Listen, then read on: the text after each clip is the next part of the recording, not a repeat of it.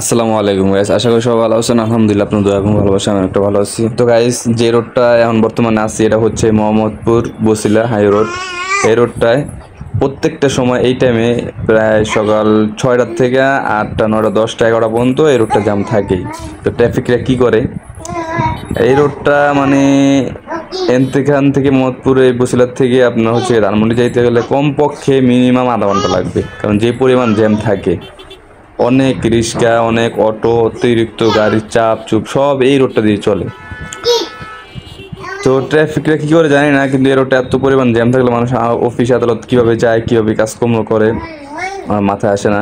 আর আপনারা দেখতে পাচ্ছেন যে রিক্সা, অটো রিক্সা, তারপর হচ্ছে ট্রাক সব এরা রোডটা দিয়ে ঢুকবে। তো কমেন্ট করে আপনারা জানান যে রোডটা কী ব্যবস্থা নেওয়া যায় এবং ট্রাফিকরা কোনো কাজকর্ম করে কি না। কমেন্ট করে আপনাদের মন্তব্য জানাবেন।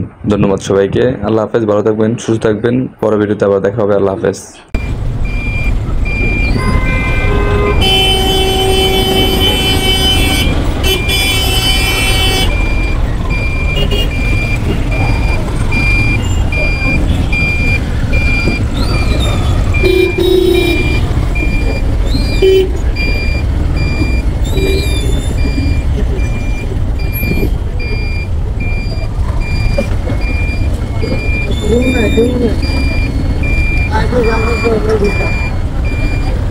Beep